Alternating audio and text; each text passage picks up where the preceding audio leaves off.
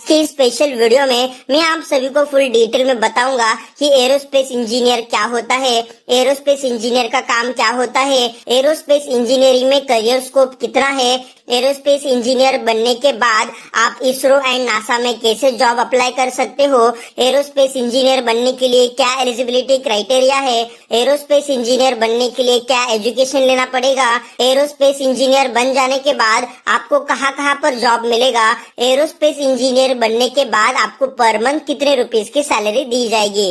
तो दोस्तों ये सभी टॉपिक के ऊपर आज के स्पेशल वीडियो में फुल डिटेल में बात करूंगा। तो चलो इस वीडियो की शुरुआत करते हैं और जान लेते हैं एरोस्पेस इंजीनियर के करियर के बारे में।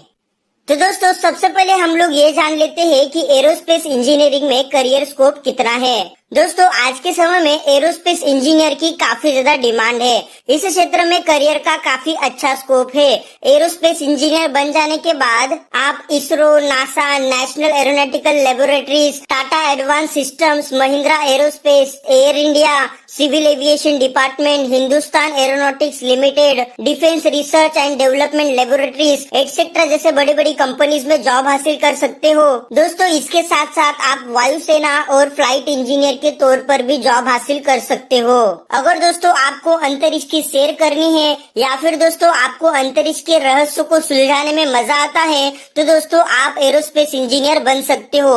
एरोस्पेस इंजीनियर का मुख्य काम स्पेसक्राफ्ट, एयरक्राफ्ट, उपग्रह, रोबोट्स, मिसाइल्स, विमान, हेलीकॉप्टर एक्सेट्रा डिजाइन करना होता है।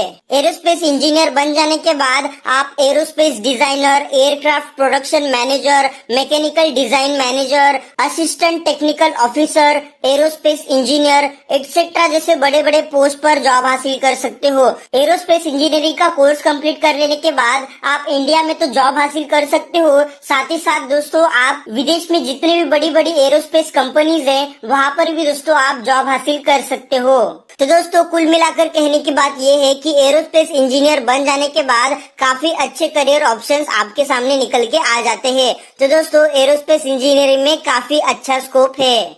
तो दोस्तों अभी हम लोग जान लेते हैं कि एरोस्पेस इंजीनियर बनने के लिए क्या एलिजिबिलिटी क्राइटेरिया है।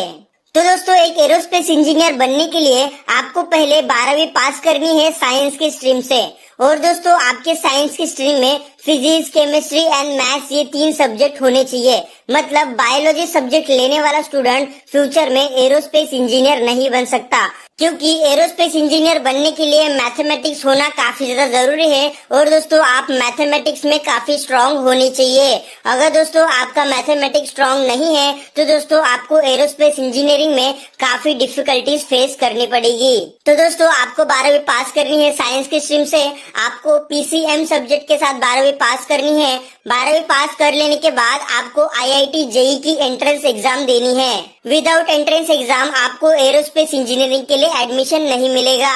तो दोस्तों ध्यान रखो कि आपको जेईई एंट्रेंस एग्जाम देनी है। तो दोस्तों ये 3 मेन क्राइटेरियाज है जिनको आपको फॉलो करना है। तो दोस्तों अभी हम लोग जान लेते हैं कि एक एरोस्पेस इंजीनियर बनने के लिए हमें कौन सा कोर्स करना पड़ेगा एंड उस कोर्स की कितनी फीस आएगी। तो दोस्तों एक एरोस्पेस इंजीनियर बनने के लिए आपको बीटेक इन एरोस्पेस इंजीनियरिंग या फिर बीई इन एरोस्पेस इंजीनियरिंग का कोर्स कंप्लीट करना है। ये दोनों कोर्स 4 साल के होते हैं। इन 4 सालों के अंदर आपको एरोस्पेस इंजीनियर की सारी नॉलेज दी जाएगी। अभी दोस्तों मन में सवाल आता है कि अगर दोस्तों आपको फ्यूचर में नासा, इसरो या फिर स्पेस एक्स जैसे बड़ी बड़ी कंपनीज में जॉब हासिल करनी होगी तो कैसे जॉब हासिल कर सकते हैं। तो दोस्तों मैं आपको बता देता हूँ कि अगर आपको इसरो, नासा या फिर स्पेस एक्स जैसे बड़ी बड़ी कंपनीज में जॉब हासिल करनी है तो दोस्तों उसके लिए आपको अपने 12वीं साइंस की स्ट्रीम से पास कर लेने के बाद जेईई मेन अच्छे मार्क्स से पास करनी है। उसके बाद जेईई एडवांस भी बहुत ही अच्छे मार्क्स से पास करनी है। और दोस्तों JEE mains and JEE advance proper way से पास कर लेने के बाद आपको किसी भी बड़े आईआईटी कॉलेज के अंदर एडमिशन लेना है। अगर दोस्तों आप IIT Madras, IIT Bombay, IIT Kanpur, IIT Gorakhpur, IIT Kanpur etcetera जैसे बड़े बड़े कॉलेज से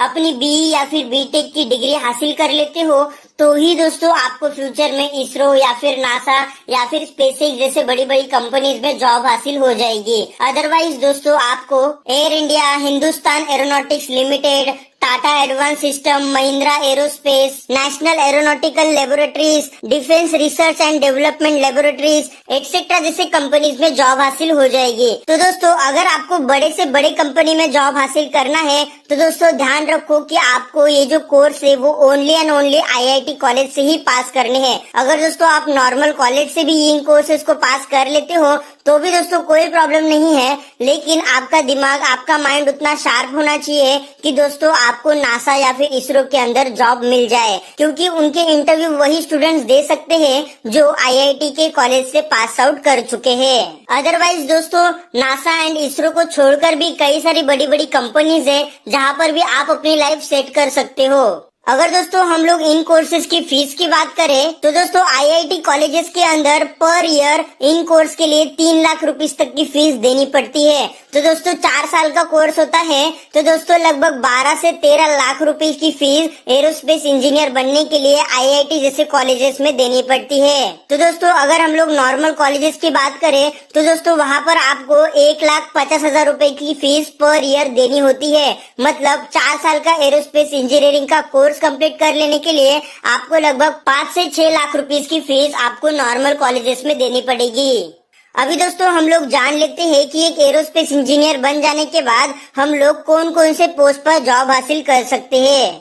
तो दोस्तों ज्यादातर एरोस्पेस इंजीनियर सरकारी एजेंसी और मैन्युफैक्चरिंग इंडस्ट्रीज के अंदर काम करते हैं, जहां पर उनको aerospace designer, aircraft production manager, mechanical design manager, assistant technical officer, aerospace engineer etcetera जैसे बड़े बड़े पोस्ट पर जॉब दी जाती है। तो दोस्तों अगर हम लोग सैलरी की बात करें तो दोस्तों एज अ फ्रेशर एक एरोस्पेस इंजीनियर को 35,000 रुपीस की सैलरी दी जाती है। जैसे उसके पास 2 इयर्स का एक्सपीरियंस आ जाता है तो दोस्तों उसको 60,000 रुपए की सैलरी पर मंथ दी जाती है। जैसे उसके पास 5 इयर्स का एक्सपीरियंस आ जाता है तो दोस्तों एक एरोस्पेस इंजीनियर को 90,000 से लेके 1 लाख रुपए की सैलरी दी जाती है। एंड दोस्तों जैसे उसके पास 5 to 8 साल का एक्सपीरियंस आ जाता है तो दोस्तों एक एरोस्पेस इंजीनियर को छोटे से छोटी कंपनी में 1.5 लाख रुपए से लेके 2 लाख रुपीस की सैलरी दी जाती है। अगर दोस्तों आपको इसरो, नासा या फिर स्पेसएक्स जैसे बड़ी बड़ी कंपनीज में एरोस्पेस इंजीनियर के पोस्ट पर जॉब हासिल हो जाती है तो दोस्तों आपको पर मंथ 2.5 लाख रुपए से लेके 3 लाख रुपए की सैलरी दी जाती है। और दोस्तों ये सैलरी डिपेंड करती है कि आपको एक्सपीरियंस कितना है, आपको नॉलेज कितना है उसके ऊपर। तो दोस्तों उम्मीद करता हूँ कि आपको अपने सारे सवालों के जवाब मिल गए होंगे। इस वीडियो को शेयर करके लोगों की मदद करो।